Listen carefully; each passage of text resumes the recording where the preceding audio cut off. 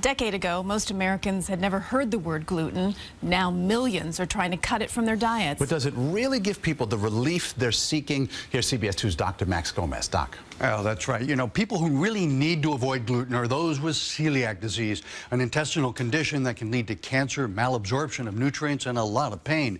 But the vast majority of gluten-free dieters are doing it because it makes them feel better. It might, but not for the reasons they think.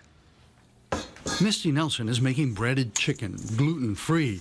The New Jersey mother of two gave up all wheat products 7 months ago, hoping to cure crippling stomach pain. Now she feels fabulous, immediately. Gluten is a protein found in wheat, which humans have been eating for thousands of years. Now, nearly a third of American adults are trying to cut it from their diets. $14.99. About 1% have celiac disease, and gluten can actually damage their intestines. But the rest run the gamut. Lynn Shooter owns a gluten-free store in New York, and here's a whole range of complaints.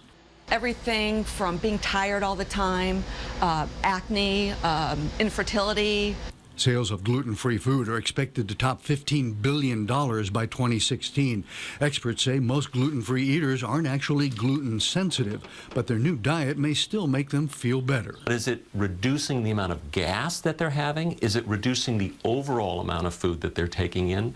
Is it reducing the stool volume? Yeah, and all of those things can actually make people feel better. Dr. James Marion says people may simply be eating much more wheat than they used to, or in some cases, it may not be gluten at all causing symptoms. It's certain carbohydrates in wheat called FODMAPs. These are free sugars, oligosaccharides, that when they're digested, they produce gas in the intestine, as gluten can as well when it's broken down. And that's why they're getting some relief from it. One word of caution, many gluten-free products substitute something called lupine for wheat. Lupine is related to peanuts and can trigger a similar allergic reaction as peanuts.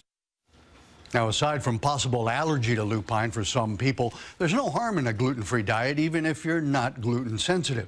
It's a lot of work, and you'll be missing some nice foods. Real New York bagels are chewy because of gluten. But at least there's a lot of gluten-free foods available for variety. Maurice, Christine? But the bagel's not the same, Dr. No, Max. it's asking a lot. That's a lot of sacrifice. Thank you so much. All right, is it?